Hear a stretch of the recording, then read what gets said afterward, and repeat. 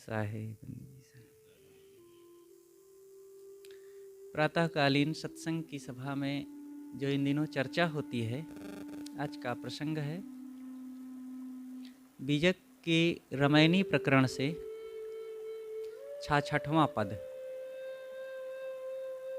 सोई हित बंधु मोहि भावे, जात कुमारग मारग लावे। सो सयान मारग रहि जाए, करे खोज कबहू न भुलाई। सो झूठा जो सुत को तजई, गुरु की दया राम ते भजई। किंचित है एक तेज भुलाना, धन सुत देख भया अभिमाना। दिया न खता न किया पयाना, मंदिर भया उजार। मरि गए सो मरि गए, बाँचे बाचनहार।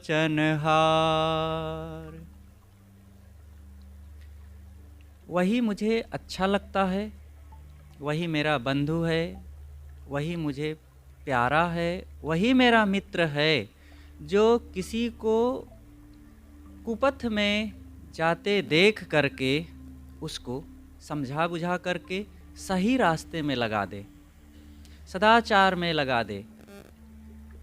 और उससे भी अच्छा वह है जो किसी की सलाह को मान करके, किसी के हितोपदेशों को मान करके स्वीकार ले और अपने जीवन को बदलने के लिए कटिबद्ध हो जाए।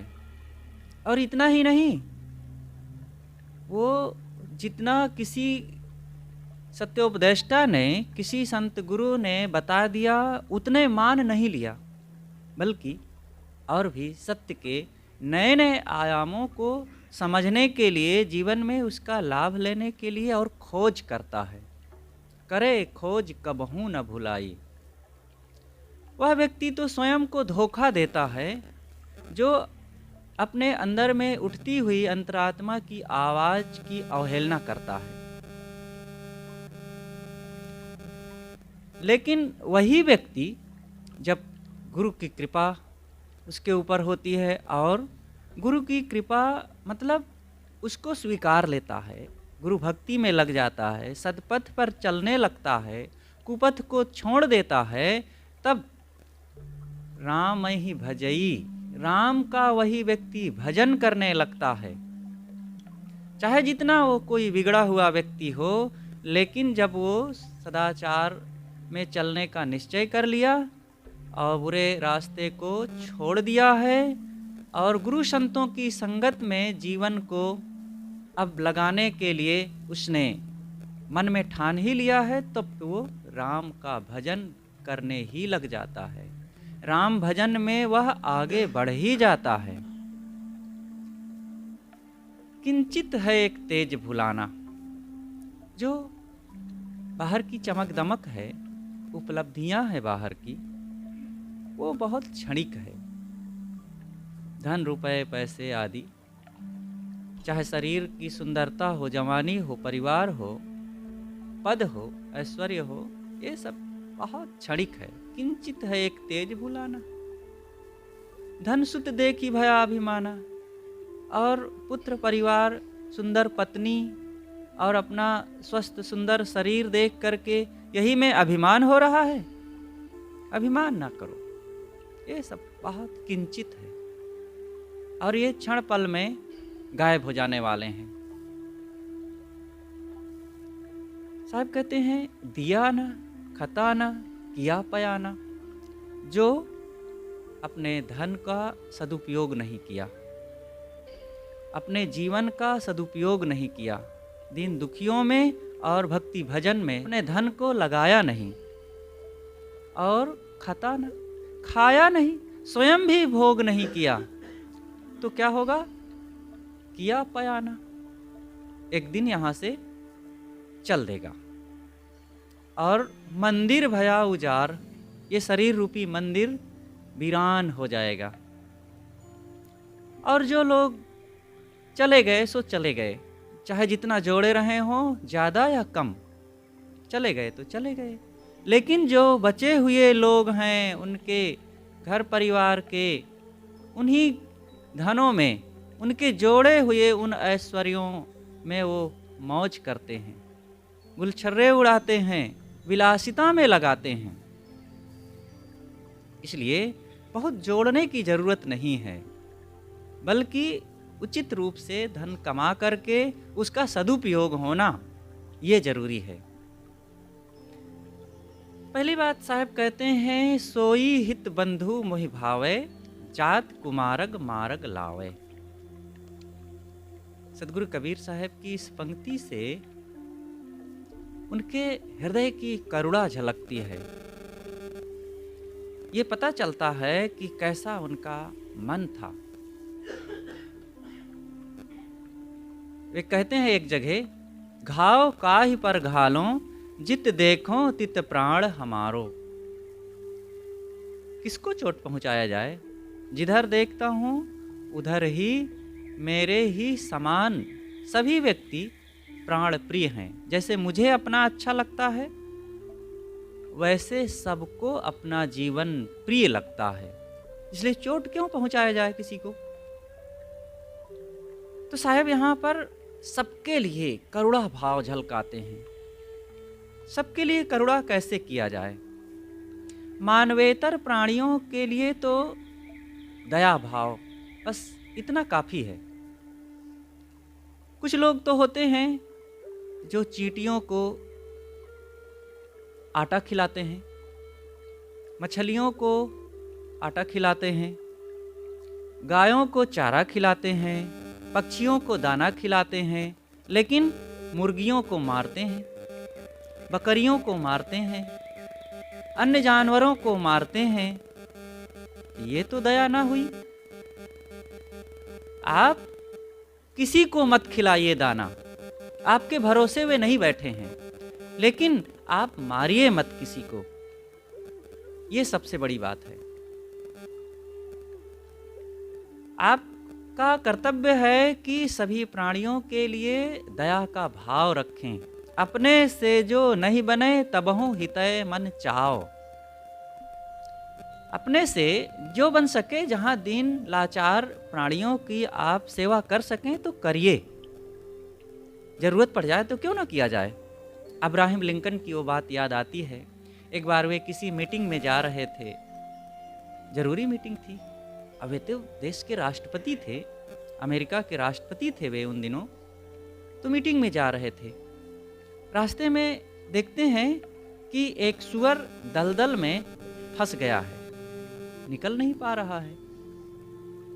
वो घोड़े से उतर पड़े और जा करके उसको सहारा दिए और वो धीरे से निकल गया। और जैसे ही निकला, जोर से शरीर को झाड़ा तो इनके ऊपर कीचड़ पड़ गया, कपड़े खराब हो गए।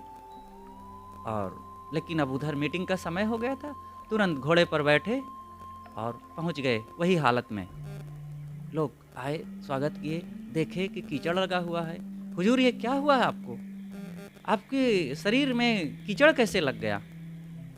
तब उन्होंने कहा कि अरे क्या बताऊं, रास्ते में एक सुअर कीचड़ में फंस गया था, दलदल में, उसको निकालने लगा तो लग गया कीचड़। तब लोगों ने कहा कि आप कितने दयालु हैं। कहें दयालु कहाँ हूं? मेरा मन किसी दीन लाचार को देख करके कष्ट में पड़ गया था और मैं स्वयं पीड़ित हो गया था, तो अपनी पीड़ा मिटाने के लिए उसको निकाला हूं। इसमें दया की क्या बात है? मैंने अपने ऊपर दया किया। तो ये अब्राहम लिंकन की कितना बड़ा उदात्त स्वभाव था। ये है दया, असली दया, करुणा। किसी को अपनी तरफ से दुख ना दें, मारे ना,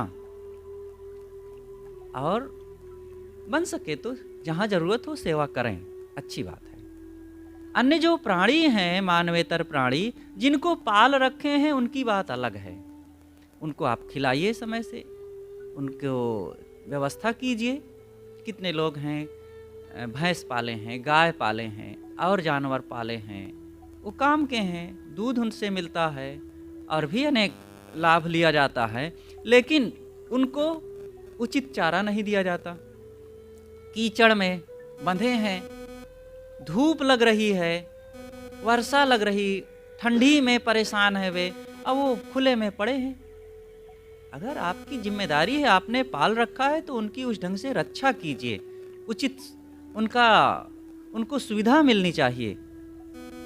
मच्छर काट रहे हैं, कुछ ऐसी जगहों में होते हैं जो जानवर पाले हैं और मच्छरों की जगह इतना मच्छर, आप उनकी भी रक्षा कीजिए, कुछ उस ढंग से व्यवस्था कीजिए। तो आप पाले हैं तो उसका उस ढंग से सेवा होना चाहिए। लेकिन जिन्हें पालने की आपकी जिम्मेदारी नहीं है, खिलाने की जिम्मेदारी नहीं, अब आप उन्हीं के लिए रात दिन दौड़ रहे हैं और लोगों की सेवा नहीं कर रहे हैं, अन्य प्राणियों को मार भी रहे हैं, तो ये ठीक नहीं है।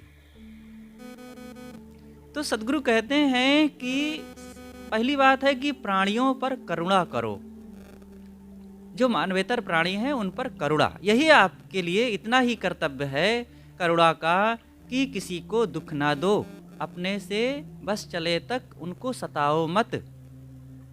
अब आती है हमारी जिम्मेदारी मनुष्यों पर। मनुष्यों के लिए हमारी जिम्मेदारी यह है कि सबसे पहले हम स्वयं सत्पथ पर रहें और जो बन सके, किसी को कुपथ में जाते हम देख रहे हैं और उसके मन स्वभाव को ध्यान में रखते हुए हम उसको सही रास्ता बतावें।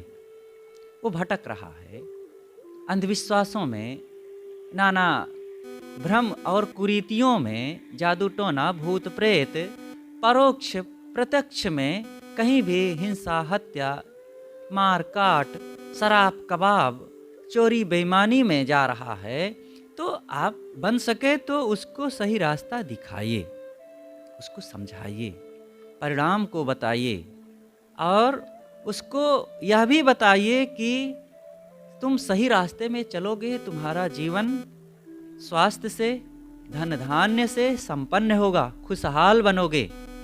तो इस प्रकार से ये एक सच्चे परोपकारी और करुणावान, दयावान व्यक्ति का कर्तव्य है।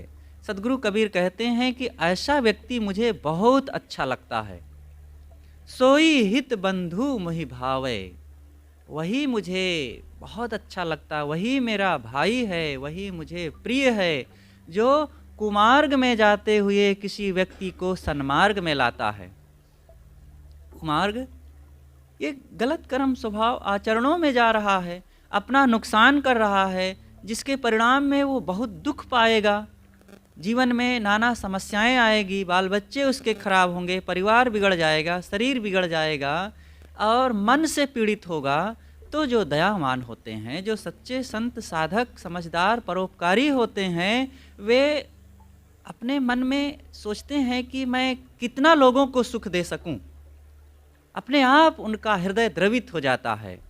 तो ऐसे लोग लोगों को सन्मार्ग में लाने का प्रयास करते हैं। लेकिन यह भी ध्यान रखना चाहिए कि अब आप लोगों को सन्मार्ग में लाने के लिए बेताब ना बने, अपनी रक्षा करते हुए काम करें, अपने को संभाल करके काम करें।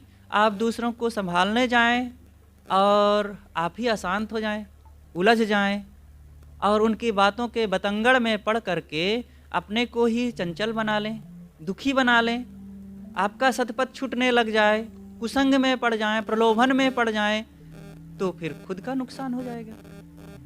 इसलिए यह भी ध्यान रखना जरूरी है। सद्गुरु कबीर, महात्मा बुद्ध, महावीर स्वामी, महाराज श्री राम, श्री कृष्ण, अनेक महापुरुष आए इस संसार को चेताने और जगाने के लिए, और पूरी तरह से कोई संसार को नहीं जगा पाया है। साहब ने तो कहा है कबीर सब खलक सयाना, इनमें हम ही अनारी। अरे संसार के लोग ही ये सब बड़े सयाने हैं, बड़े बुद्धिमान समझदार हैं, हम ही अनाड़ी हैं। जब देखते थे कि बहुत समझाने बताने के बाद भी लोगों को लाभ नहीं मिल रहा है, वे आंशिक रूप से भी अपना बदलाव नहीं कर रहे हैं और वही पुरानी आदत, पुराने स्वभाव, पुराने कर्म आचरण और हिंसा, हत्या, दुर्व्यसन और मारकाट में लगे हैं, तो समझदारों को, ज्ञानियों को बड़ा कष्ट होता है कि जिनके लिए हम इतना सोच रहे हैं वे थोड़ा भी नहीं अपने लिए सोच पाते हैं। स्वयं सोचना चाहिए। गांधी जी की यहीं पर वो बात याद आती है। वे कहते थे कि जितना समाज सुधारकों को समाज सुधार की चिंता होती है, उतना समाज को अपने सुधार की चिंता नहीं होती है। गुरुदेव जी के जीवन की वो घटना यहीं पर याद आती है। गुरुदेव जी छत्तीसगढ़ में थे। एक गांव था भरदा, भरदा नाम का गांव।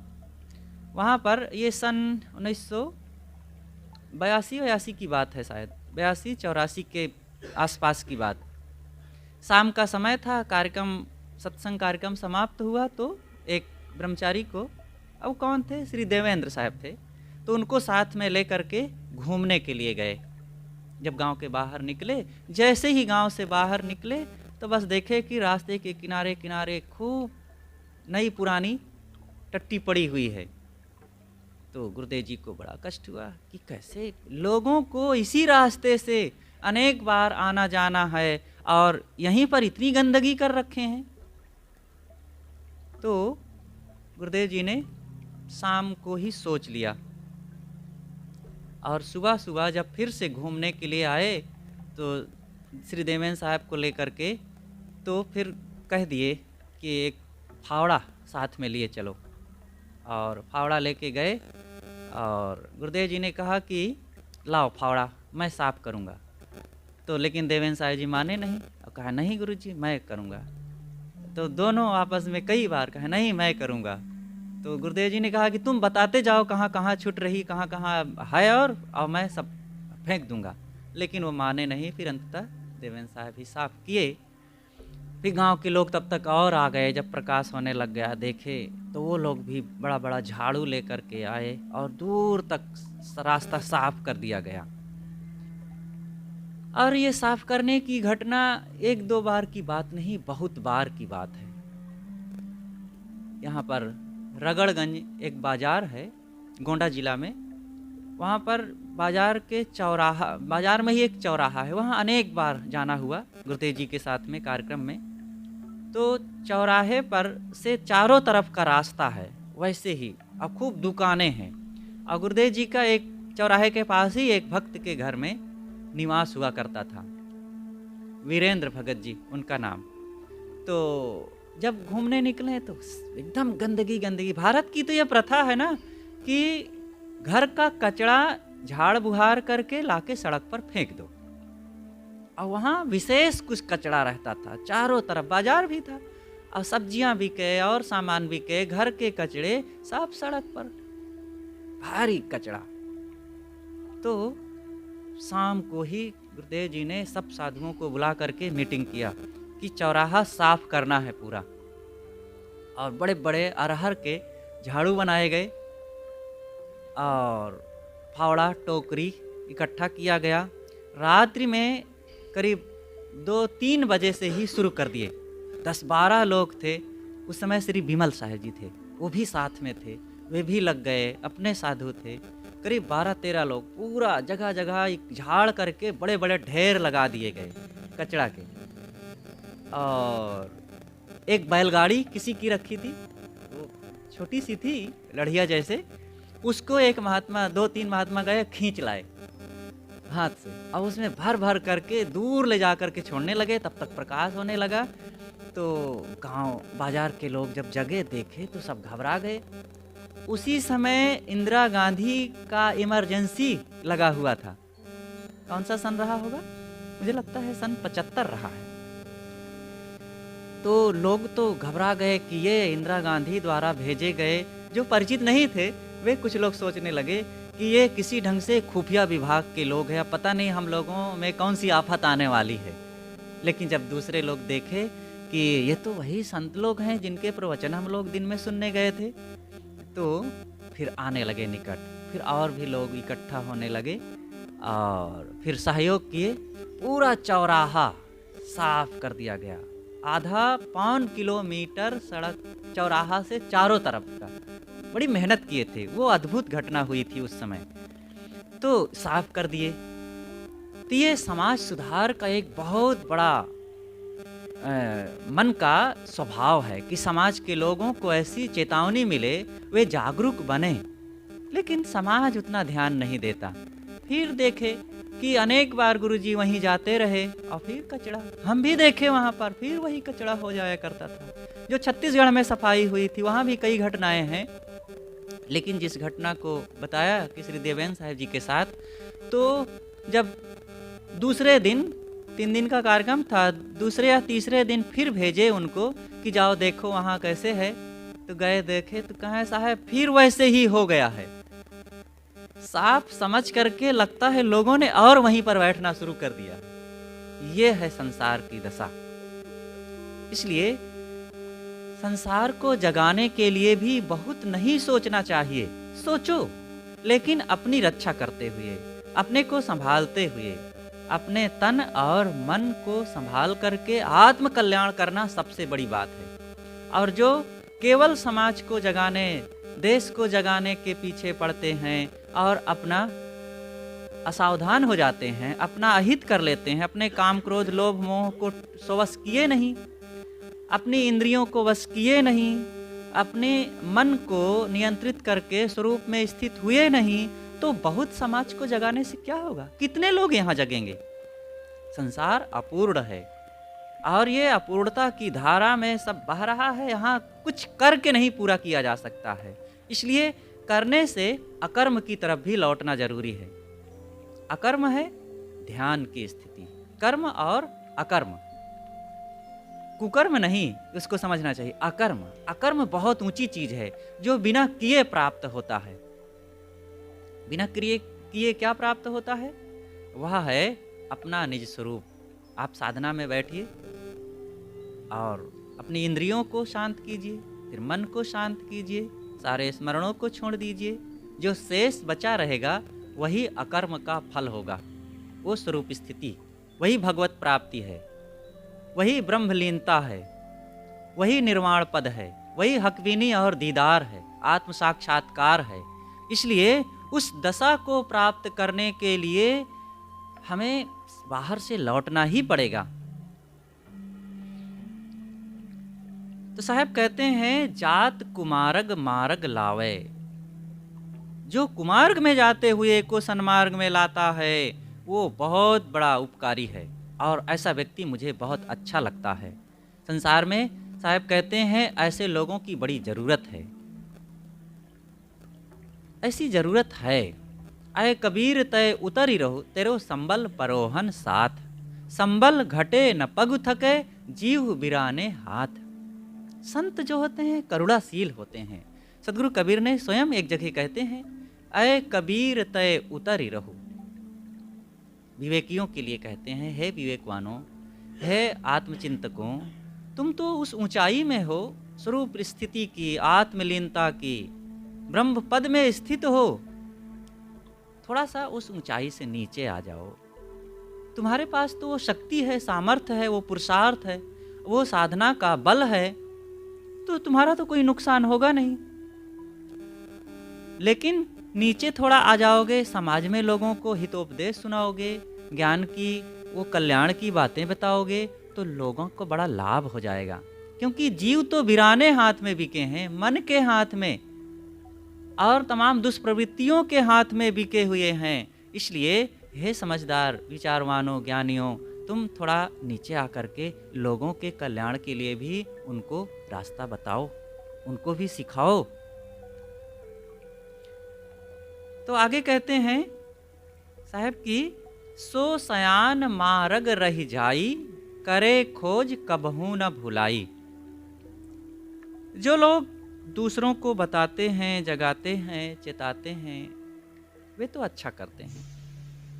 लेकिन साहब कहते हैं वे भी बहुत अच्छे हैं जो दूसरों के हितोपदेशों को सुन करके जीवन में उसका आचरण करते हैं और स्वयं अपने जीवन में बदलाव लाते हैं, और ऐसे पथ पर चलने के लिए वे कमर कसते हैं।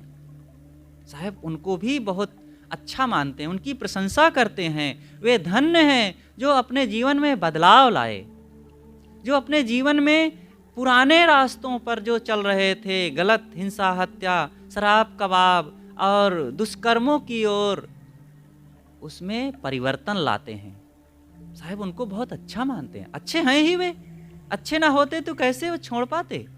यद्यपि ऐसी तो गर्ज होनी चाहिए सबके लिए, क्योंकि विपथ में जा कर के दुख ही तो मिलना है और दुख कोई चाहता नहीं है। तो दुखों को मिटाना हर इंसान का कर्तव्य है। तो दुख तो इसी रास्ते से मिटेगा, ऐसे ही सदपथ पर चल करके गुरु ज्ञान और शांति साधना, संयम, त्याग, विनम्रता के पथ पर चल करके। लेकिन साहब कहते हैं कि भाई इसमें जगना, समझना और इस पथ पर चलना बड़े बिरले लोगों का काम है। और जो ऐसा काम करे तो साहब उसको कहते हैं कि वह भी समझदार है। सो सयान मार्ग रह जाई, जो सन्मार्ग में अब आकर के टिक गया, ठहर गया।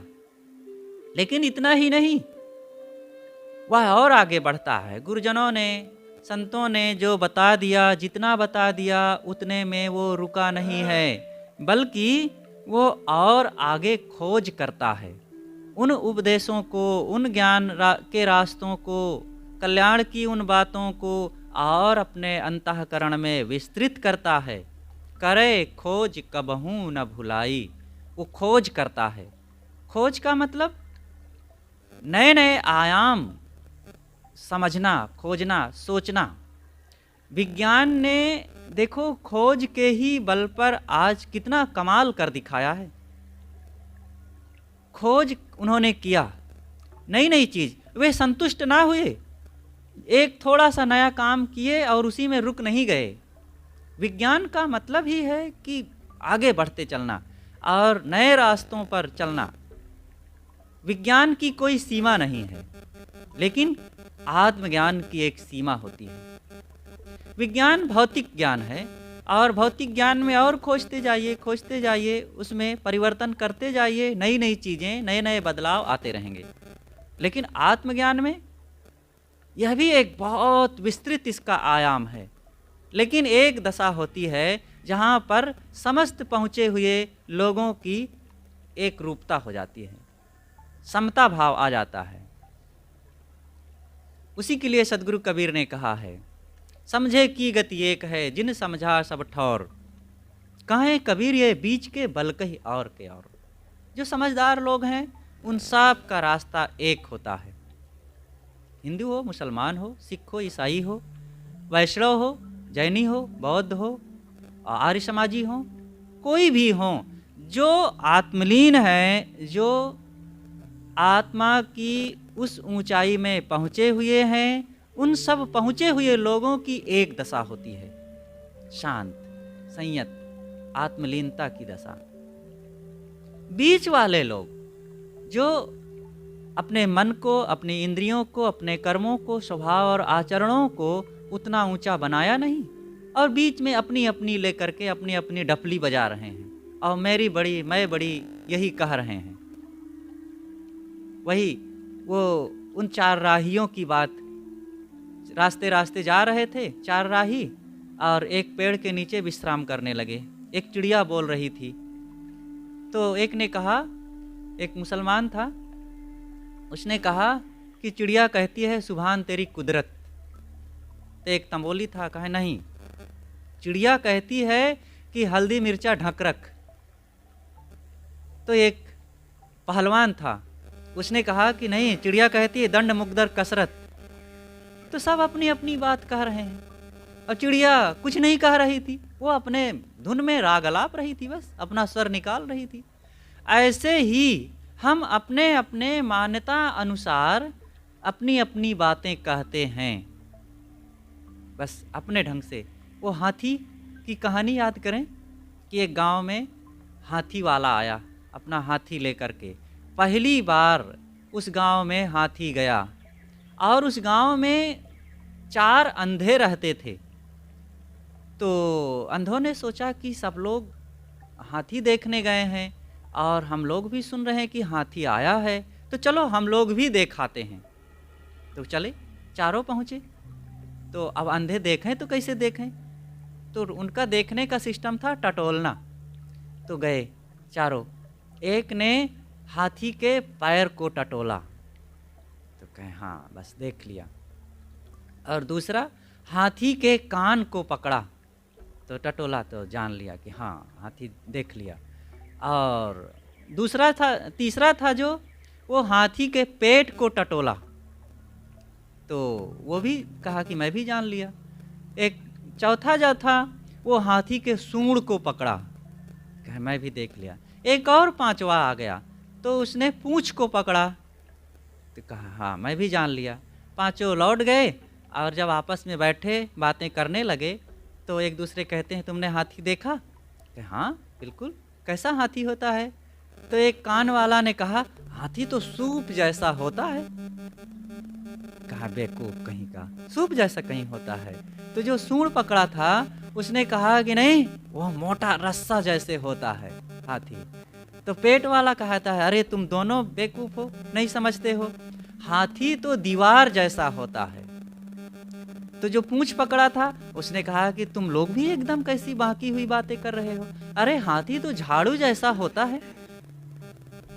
तो पैर वाला कहता है नहीं, हाथी तो खंभा जैसा होता है। अब कैसा कहें, ये अपने अपने मन की बात है, लेकिन जो खोजी होता है वो एक जगह रुका नहीं होता है, वो और भी चीज खोजता है।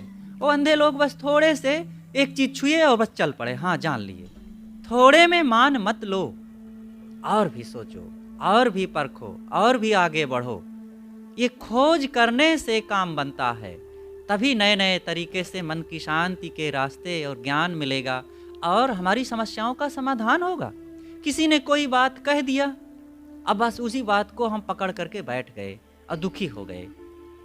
अरे भाई वो किस तरीके से क्या सोच करके हमारे हित में कहा होगा, और हम बिना समझे, अब बिना समय परिस्थिति बात और अपने उस स्वभाव कर्म को पहचाने बस शब्द का झोंका आया और उसी को स्वीकार लिए और उसी में पीड़ित हो गए। नहीं, और भी उसको सोचिए, उसके तह तक पहुंचिए कि किस ढंग से वो कहे हैं और उनका पूर्व का मन मेरे प्रति कैसे है। वर्तमान में किसी कारण बस कह दिए तो कोई बात नहीं, भावावेश में मानो कह दिए हों या किसी कर्म के वेग से कह दिए हों, लेकिन उनकी सोच मेरे लिए कैसी है आप और दूर पीछे जाकर के जरा सोचिए। अगर उनके मन में मेरे लिए द्वेष का भाव है और सताने का भाव है और किसी ढंग से पीड़ित करने का भाव है, तब हो सकता है ऐसा। लेकिन वे तो मुझसे प्रेम करते हैं, मेरा सम्मान करते हैं, मेरे सुख दुख में अनेक बार सामने खड़े हुए हैं, आज ऐसा कह दिए तो मैं पीड़ित हो जाऊं। ये खोज ना करने से ही आदमी ऐसे थोड़ी थोड़ी बातों में बहुत दुखी हो जाता है। इसलिए खोजो। वो जो योगी दत्तात्रेय जी की बात आती है कि वे 24 गुरु किए थे, 24 गुरुओं से उन्होंने शिक्षा ली थी। तो वे 24 गुरु का मतलब ये नहीं है कि वे 24 लोगों से जाकर के दीक्षा लिए हैं, नहीं, 24 जगहों से उन्होंने प्रेरणा लिया था। 24 जगहों से उन्होंने अपने जीवन सुधार के लिए आदर्श लिया कि मुझे इस ढंग से जीवन जीना चाहिए और इस ढंग से नहीं जीना चाहिए। सकारात्मक और नकारात्मक दोनों जगहों से, दोनों तरह से हम अपने जीवन को बदल करके सन्मार्ग में लगा सकते हैं। तो 24 कौन थे? पृथ्वी से उन्होंने धैर्य सीखा। पृथ्वी धैर्यवान होती, सदगुरु कबीर ने कहा है ना, कूट काट धरती खोद खाद धरती सहे, कूट काट बन राय, और कुटिल बचन साधु सहे, और से सहा न जाए। तो धरती खोद खाद सहती है, खोदो और कुछ भी करो, धरती सहती है। तो स्वामी जी ने, मतलब दत्तात्रेय जी ने धरती से धैर्य और क्षमा, हम भी धरती के समान धैर्यवान बने, थोड़ी थोड़ी बातों में विचलित ना हो। वायु से स्वच्छंदता, वायु स्वच्छंद, इधर से उधर आता जाता, हम भी कहीं चिपके नहीं किसी व्यक्ति वस्तु परिस्थिति में। वायु से स्वच्छंदता, आकाश से निर्लिप्तता, आसक्त मत होइए कहीं। और जल से कोमलता, शीतल बनो, कोमल बनो, स्निग्ध बनो, क्या कठोर बन कर के अपनी वाणी में, विचार में, स्वभाव में रूखापन अपनाए हुए हो, कोमल बने। अग्नि से प्रकाश, आग कहीं भी रहेगी वो प्रकाशवान रहेगी।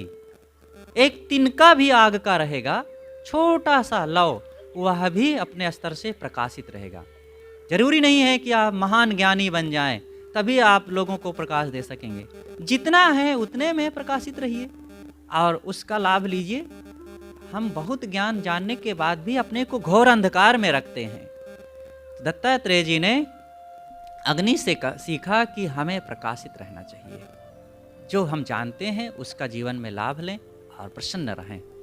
चंद्रमा से सौम्यता, सौम्य, अपने व्यक्तित्व को, मन को, चेहरे को, वाणी को सौम्य बना के रखें, मीठी, मधुर, प्रिय कर।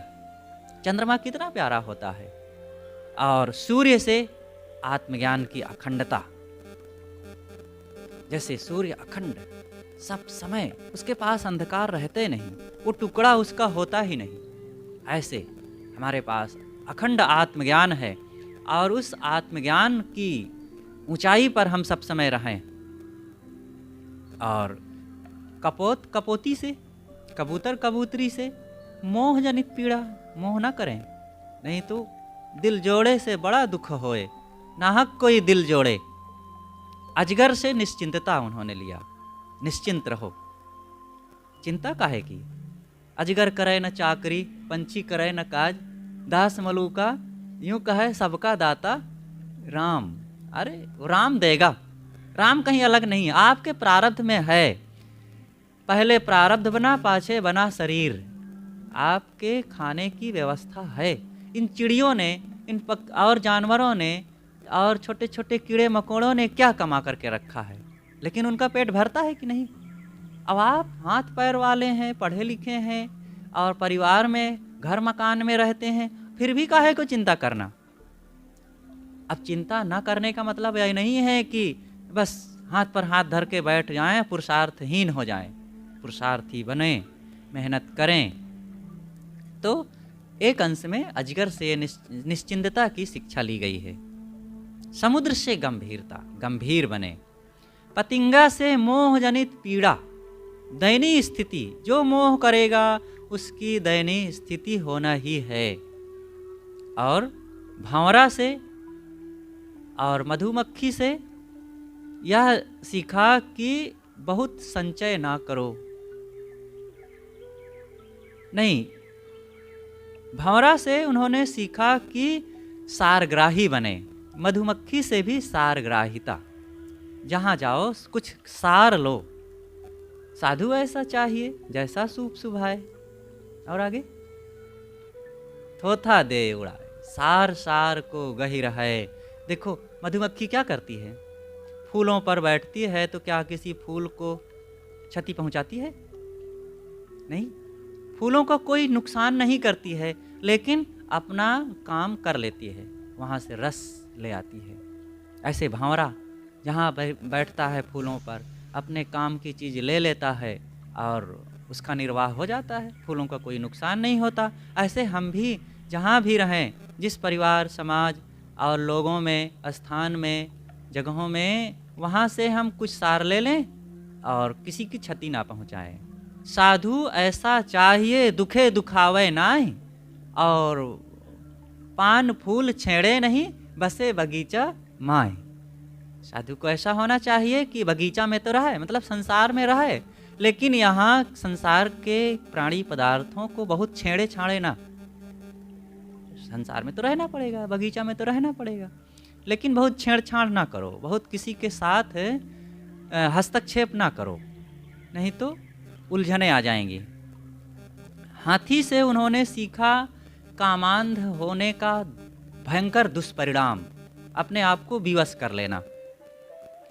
और मधुकड़वे से सीखा कि जो लोभी होगा वो भून दिया जाएगा, दुर्दशा होगी। कानपुर में एक बार चोर आए एक सेठ जी के घर में, और चोरों ने पूछा धन कहाँ है, और सेठ जी महामक्खी चूस थे, और वे न दान करना जाने, न सेवा करना जाने, न परिवार में उपयोग करना जाने। तो चोर आए और पूछे, नहीं बता रहे थे। तो आग जलाए और पकड़ करके 2 लोग और उनके पीठ और पीछे की तरफ सेकाई करें। जब आँच लगे तो चिल्लाएं, कहें अब बताओ कहाँ धन है। तो जब कस के सेकें जले लागे, तब बताओ वहाँ धन है। तब वहाँ जाके निकालें, फिर सेकें, बताओ कहाँ धन है। तो फिर बताओ वो दीवार में गड़ा है। तो सेक सेक करके उनके पूरे धन को निकाल के लेके चले गए। वही खाए न खिलाए ले जाए कोई औरे, जोड़ जोड़ धन कीने कठौरे, खाए न खिलाए ले जाए कोई औरे। तो मधुकड़वे से उन्होंने सीखा कि लोभ मत करो। माँ गृद्धा कश्चित् धनम, धन किसका है। जो इस उपनिषद में ऋषि कहता है कि ईशावास्यमिदं सर्वं यत्किंच जगत्याम जगत तेन तिक्तेन भुंजी था माँ गृद्धा कश्चित् धनम। अंतिम उसका अंश यही है कि लोभ मत करो, धन किसका है। और हिरण से उन्होंने सीखा कि विषय गीत में महाबंधन है। अब गीत बजाया गया, आवाज दी गई और हिरण शब्द सुन करके एकदम आकर्षित हो गया और धीरे धीरे धीरे बस सुनने के लिए आया। पेड़ की आड़ में सुनकर छिप करके सुनने लगा। और बगल में कोई बहेलिया था बधिक, और उसने मार दिया बाण और उसके प्राण निकल गए। तो हिरण ने गीत सुनने में, ऐसे मनुष्यों की विषय गीत के सुनने में वे अपनी जान गंवा बैठते हैं, अपने जीवन को घोर बंधन में विवशता में डाल देते हैं। मछली से चारे का लोभ करने के परिणाम में जीवन खतरे में पड़ जाता है। इसलिए बहुत लोभ मत करो खाने पीने में, संभल के खाओ, पेट को देखो, अपने स्वास्थ्य को देखो, अपनी अनुकूलता को देखो और वही खाओ। पिंगला नाम की एक वेश्या थी। पिंगला से उन्होंने सीखा कि मिथिला नगरी में एक पिंगला नाम की वेश्या थी। उसका वेश्यावृत्ति धंधा था। तो वो शाम को बैठती सज धज करके और वो सोचती कि पर पुरुष आएंगे कोई और मुझे बहुत सा धन दे करके मेरा उपभोग करेंगे। इस प्रकार से एक दिन वो बैठी, रात्रि के 10 बजे, 11 बज गया, कोई ना आया, 12 बज गया, लोग आते और आगे चले जाते। अब आशा में बैठी रही, कोई मेरे पास नहीं आ रहा है, बहुत परेशानी उसको हुई। 12:30 बज गए, अब तो आना जाना भी इक्का दुक्का कभी होता और आता तो आगे चला जाता। फिर वो बहुत निराश हुई। 1 बज गया, कोई ना आया, बहुत निराश हुई, दुखी हुई और वो आत्मग्लानि करने लगी कि इन पुरुषों से क्या मैं अपेक्षा करती हूँ, कौन सा सुख मुझे मिल जाएगा, जो स्वयं मोह और काम में बिलबिलाते हुए दुखी, अशांत, बेचैन पशु की तरह, और जिनके शरीर में खुद खून, थूक, खखार, मलमूत्र भरा हुआ है, हड्डी मांस के पुतले हैं, इनसे मुझे कौन सा सुख मिल जाएगा। और फिर ऐसा सोच करके आत्मग्लानि करते हुए वो गई और सब पुरुषों के प्रति नैराश्य वृत्ति अपनाई और सुख से सोई। तभी कवि कहता है, आशा ही परमम दुखम नैराश्यम परमम सुखम यथा संचिद कांतासाम सुखम सुस्वाप पिंगला।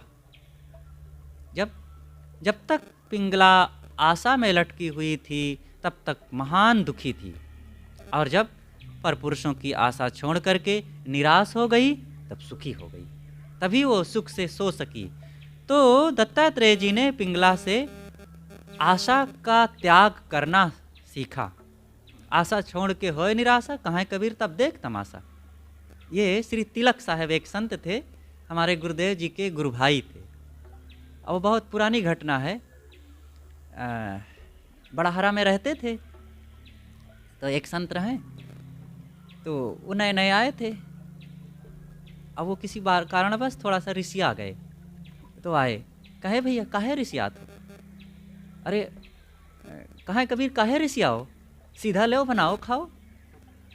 तो वही बीच बीच में कहें कि काज उनकी आशा कर रहे हो, आशा छोड़ के हो निराशा, कहाँ कबीर तब देख तमाशा। तो गुरुदेव जी ने उनसे, छोटे बड़े सीधे साधे थे, उनसे काफ़ी ये छोटी छोटी बातों की प्रेरणा लिया करते थे। तो आशा छोड़ के होए निराशा, कहे कबीर तब देख समासा। निराश बनो, यदि जाना है दुख से पार, तो सुख की चाह तजो। ये सुख की चाह, सुख की आशा में ही तो सब भटक जाते हैं। पान से, सब सुपारी से, शराब से, बीड़ी सिगरेट से, विषय भोगों से जो सुख की आशा है, यही तो सारे दुख और बंधनों की विवशताओं की जड़ है। कुकर पक्षी एक होता है, वो कहीं से मांस का टुकड़ा लेकर के उड़ा और बाज पक्षी उसका पीछा किया और बार बार उसको परेशान कर रहा था। ना वो उड़ने में कहीं विश्राम पाता और ना कहीं बैठने में, बार बार बाज पक्षी आके उसको झपट्टा मारता।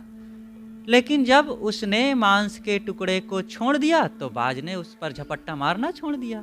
तो दत्तात्रेय जी ने उससे शिक्षा लिया कि जब तक भोग का थोड़ा भी हम टुकड़ा अपने पास रखेंगे, उसमें मोह किए रहेंगे, तब तक विपत्तियां हमारे पीछे लगी रहेंगी। अब भोगों से निराश हो जाइए और उसका लोभ छोड़ दीजिए और बस सुखी हो जाएंगे। बालक से सरलता उन्होंने सीखा। एक नारी से जो चूड़ी पहनी हुई थी, धान कूट रही थी, आवाज आ रही थी, एक एक चूड़ी उतारती गई, 2 चूड़ी रही फिर भी आवाज आई, अंततः उसमें से भी एक चूड़ी उतार दी, तब कोई आवाज नहीं। तो दत्तात्रेय जी ने कहा कि जब तक द्वैत भाव मन में रहेगा तब तक मन में कलह रहेगा।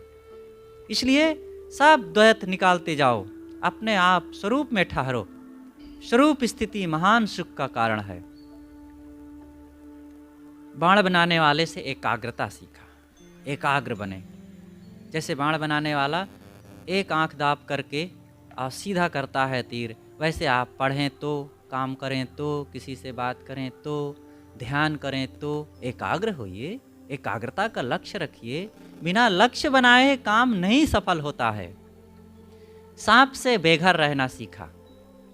क्या घर में चिपके हुए हो, कब तक घर में बैठे रहोगे? जहां जैसे रहो मस्त रहो।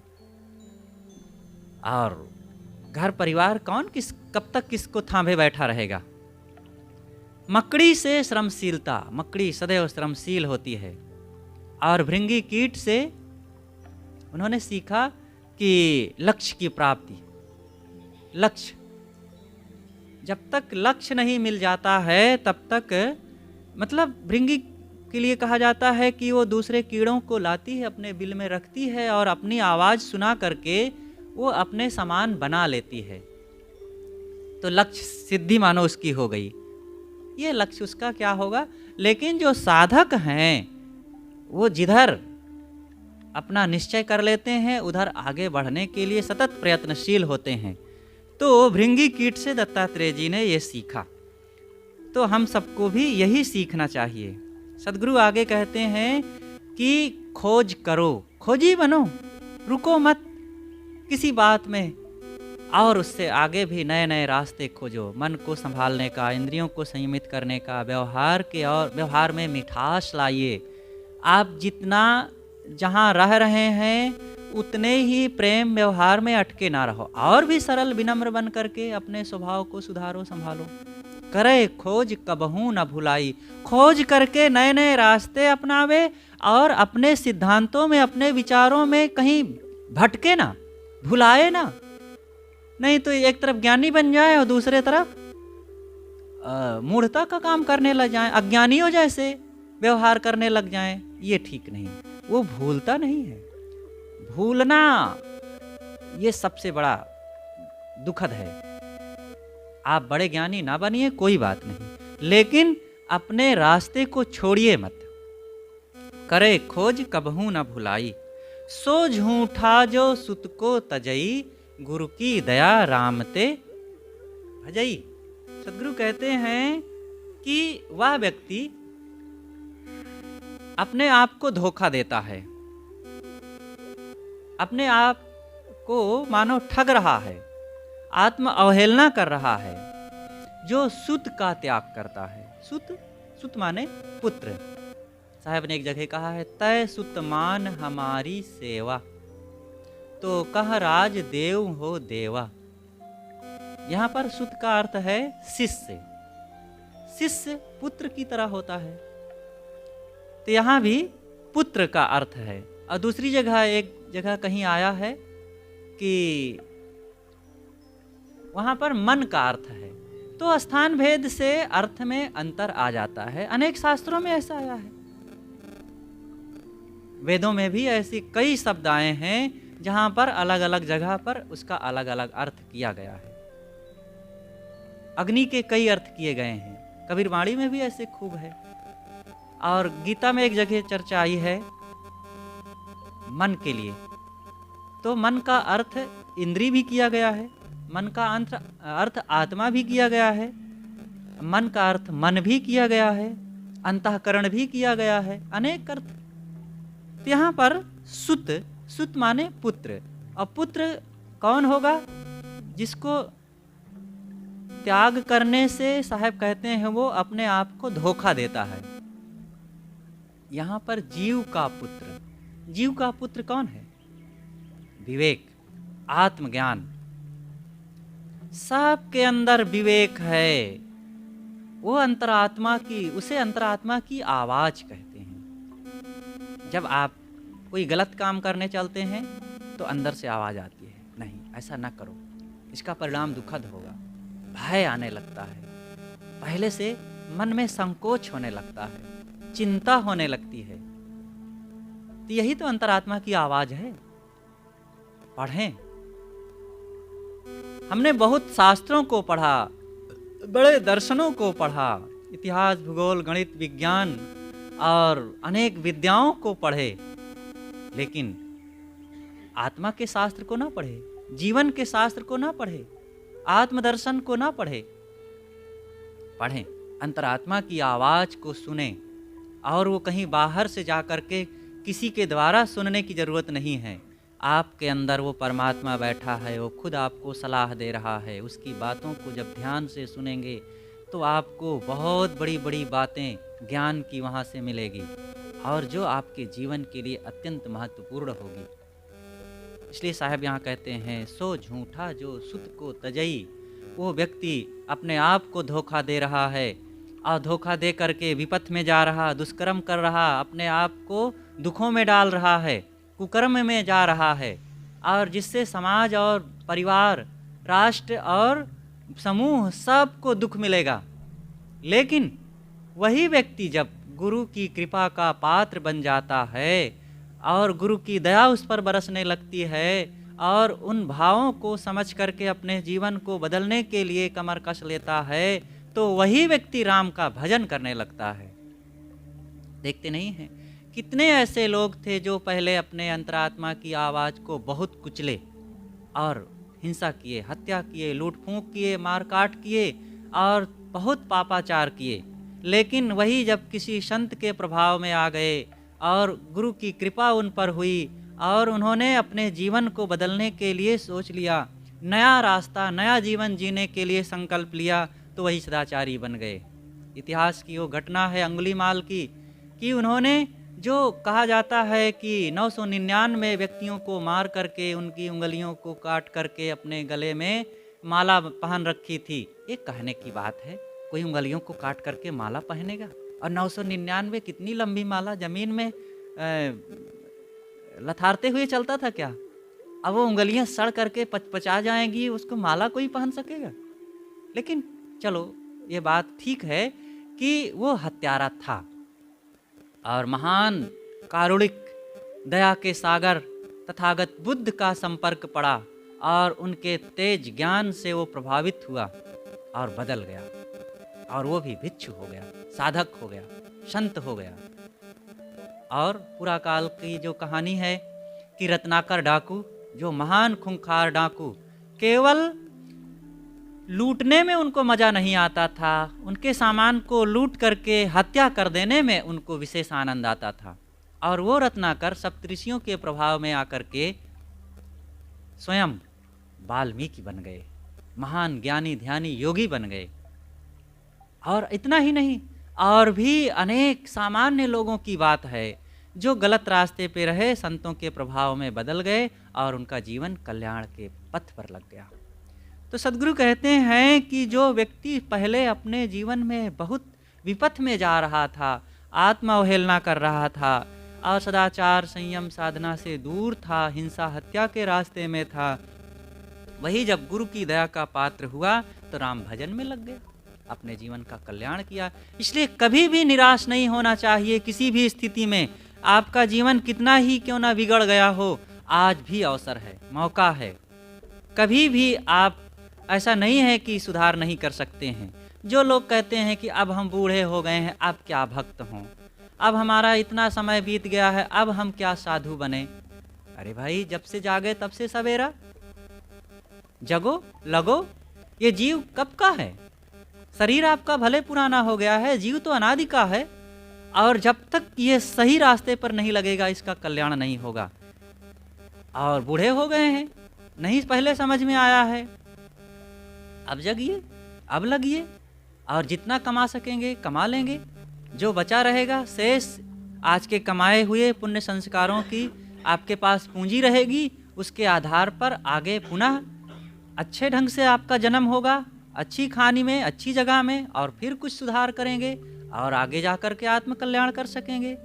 ये मत सोचिए कि लोगों ने जो उपहास कर दिया है और कहा कि 100 मन चूहा खाए कि बिल्ली अब हज करने चली है, ये मूर्ख लोग ऐसा कहते हैं। और वे स्वयं तो रास्ते पे लगते नहीं, दूसरों को हतोत्साहित करते हैं।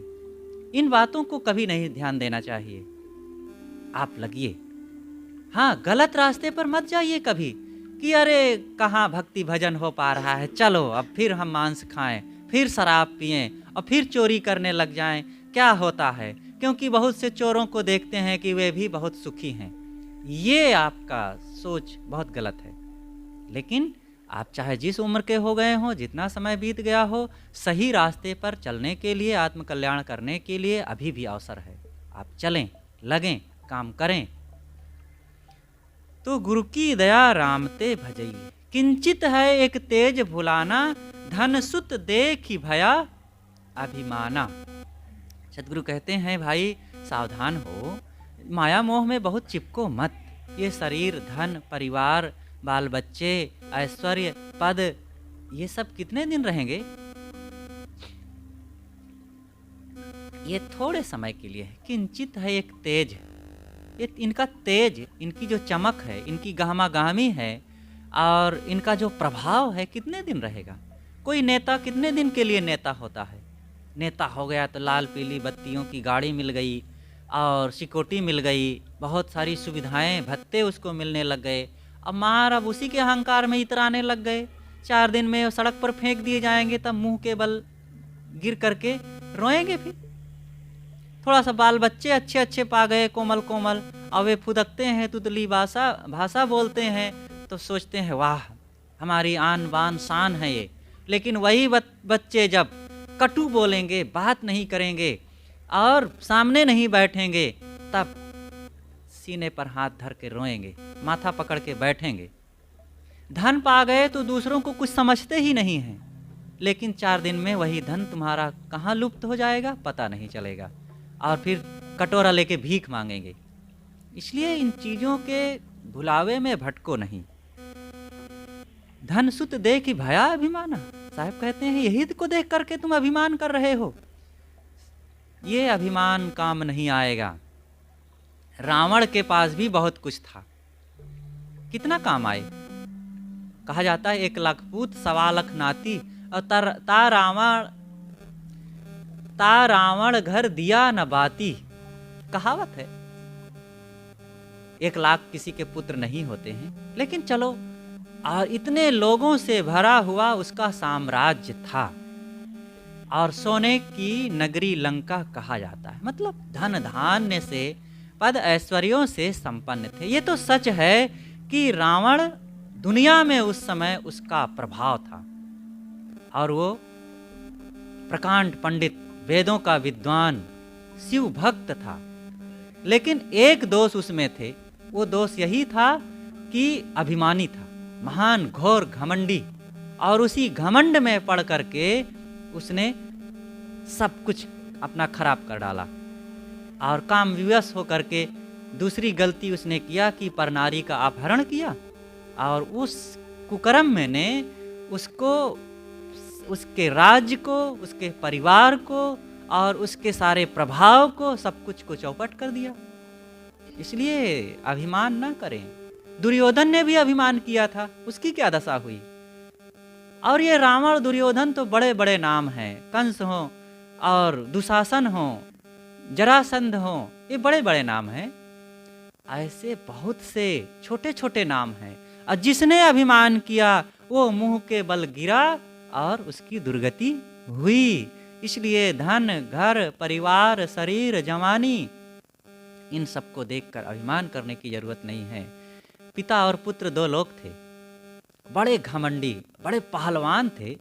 तो पिता कहे कि मैं लाठी मारूं तो पेड़े रोक सकता है, और पुत्र कहे कि मैं पैर पटक दूं तो जमीन से पानी की पिचकारी निकलेगी। इतना घमंड, और लोगों को कुछ न सेटें और कुछ का कुछ बोल दें, जिस किसी को भी चढ़ बैठें।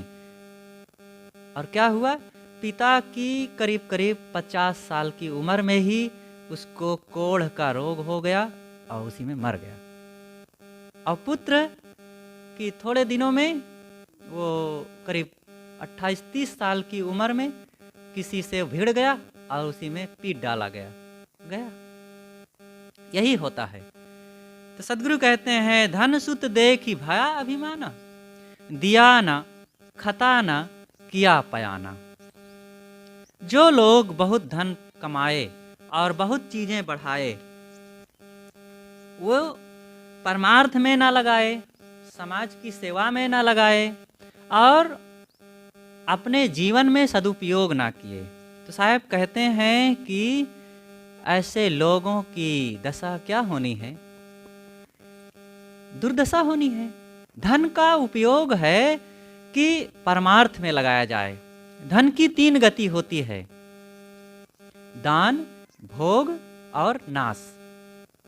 पहला है उसका सदुपयोग है, दान करें, दीन दुखियों में, संत गुरुजनों में और जनहित में, समाज में दान करें, सेवा में लगाएं। ये इसका प्रथम उपयोग है।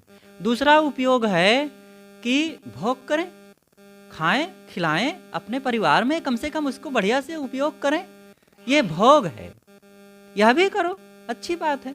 बहुत आप दूसरों को नहीं दे सकते हैं तो अपने घर परिवार में, अपने बाल बच्चों को, रिश्ते नातों में, आए हुए अतिथियों में खर्च करो। अगर यह भी नहीं कर सकोगे तो अंतिम परिणाम उसका रखा रखाया है, वह है नाश। तो धन का इस ढंग से हम ना करें कि नाश हो जाए, बल्कि धन की वो दशा अपनानी चाहिए। धन के लिए कहा जाता है, जिनके पास धन होता है तो अच्छे लोगों का जीवन कैसे होता है। कुछ लोग होते हैं दानी, और दूसरे होते हैं उदार, और तीसरे होते हैं कंजूस।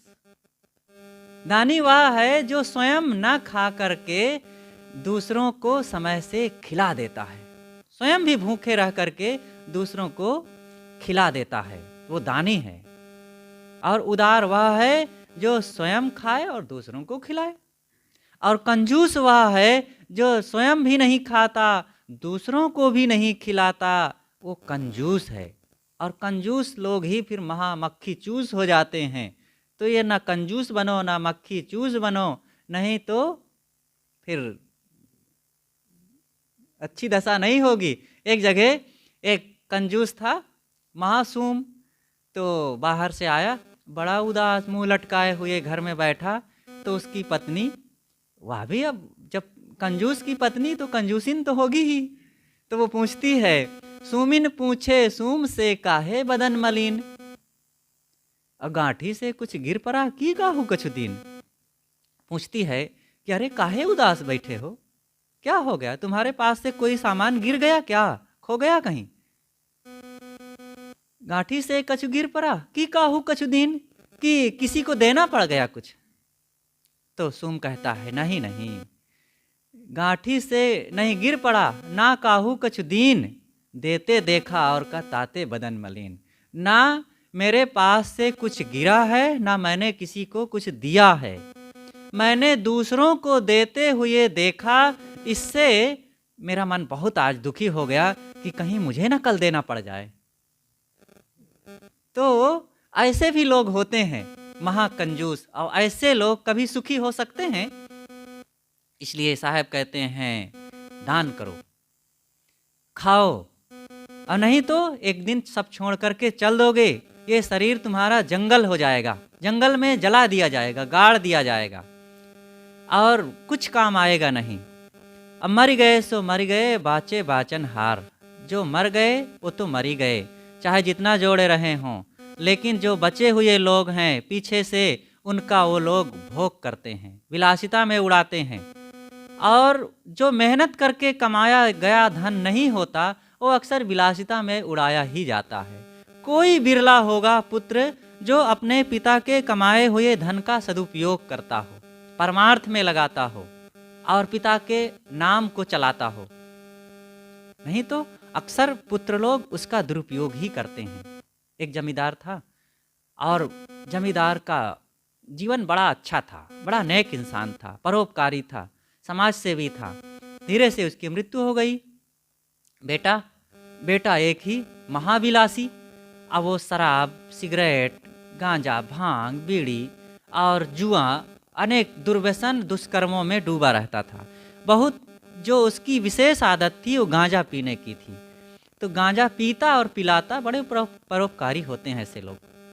तो एक दिन कई मित्र आए और अब बस कई लोगों के हाथों में गांजा की चिलम अब गुजरने लगी। तो एक मित्र बोला, कहे मित्र क्या आप छोटी सी चिलम रखे हो, बड़ी चिलम रखो, अधिक गांजा आए और देर तक दम लगाएं और सब मजा आएगा। छोटी सी चिलम रखे हो। तब वो जमींदार का पुत्र लंबी सांस लेते हुए कहता है कि मित्र तुम इस चिलम को छोटी कहते हो? ये जो 500 एकड़ जमीन ये जो सामने दिख रही है, ये पिता के द्वारा मिली हुई विरासत में मेरी ही है, और इस चिलम के छोटे से मुख से ये 500 एकड़ जमीन गुजर गई। जो बड़ी हवेली दिख रही है ये मेरी ही है, लेकिन ये विशाल भव्य भवन भी बिक गया, और मेरे पिता के द्वारा जो मेरी माँ की जो अचल संपत्ति थी, जेवरात वगैरह थे, और पत्नी के जो जेवरात थे, सोने चांदी आदि, वह भी इस चिलम के छोटे से मुख से गुजर गया, सब समाप्त हो गया। और मेरी पत्नी भी गुजर गई। पत्नी, जिसके पास धन नहीं रहेगा तो पत्नी रह करके क्या करेगी? वो भी भीख मांगेगी। और मित्र, कल मैं वैद्य जी के पास गया था, वैद्य जी कह रहे थे बेटा गांजा पीना छोड़ दो, नहीं तो तुम भी इस चिलम के छोटे से मुख से गुजर जाओगे। तो जो कमाया हुआ धन पिता का होता है, अगर उसका सदुपयोग करके वे ना गए, बच्चों को अच्छे संस्कार दे करके ना गए, तो बच्चे दुरुपयोग करेंगे और आपके नाम को भी डुबाएंगे, स्वयं भी डूबेंगे। इसलिए पूत सपूत तो का धन संचय, अपूत कपूत तो का धन संचय। इसलिए धन का सदुपयोग अपने जीते जी रहते हुए, जो हाथे सो साथे, कहावत है ना कि अपने अपन हाथ जगन्नाथ।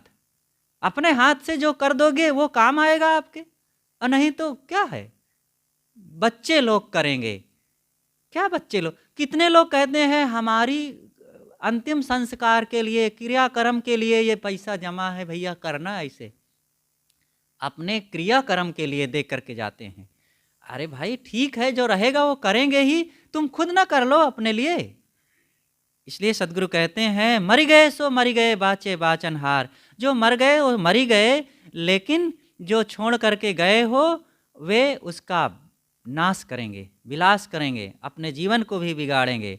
और दूसरा अर्थ ये है कि कुछ लोग ऐसे होते हैं जो सदुपयोग नहीं किए, वो तो मर ही गए, मर गए तो मर गए। ऐसे लोग मरे तो उनके शरीर को दफनाने के साथ साथ उनकी स्मृतियों को भी लोग सदा के लिए दफना देते हैं, कोई उनका नाम लेवा नहीं होता। लेकिन बाचे बाचनहार, जो जनहित में, सेवा में, परोपकार में अपने जीवन को जीते हैं, वे शरीर भले उनका चला गया हो, लेकिन वो युग युगांत तक लोगों के दिलों में सदा जीवित रहते हैं। और उन्हीं लोगों में से हैं श्री राम, श्री कृष्ण, बुद्ध, महावीर, कबीर आदि महापुरुष। और कितने ऐसे राजा महाराजा भी हुए जो आज भी इतिहास में अमर हैं। हम ऐसा अपना नाम लिखावें, वही एक बिरले में नंबर दिलाना। इसलिए सदगुरु कबीर का जो ये वचन है कितना उदात्त स्वभाव, करुणा से समाज के लिए एक व्यवस्था देने के लिए, लोगों के जीवन जीने की एक नई सीख देने के लिए कितना इसमें सूत्र समाया हुआ है। हम इन सूत्रों को अपनावें। सदगुरु कहते हैं, सोई हित बंधु मोहि भावे, जात कुमारक मार्ग लावे। तो यहीं पर अपनी बातें समाप्त करते हैं। बोलिए सद्गुरुदेव की जय।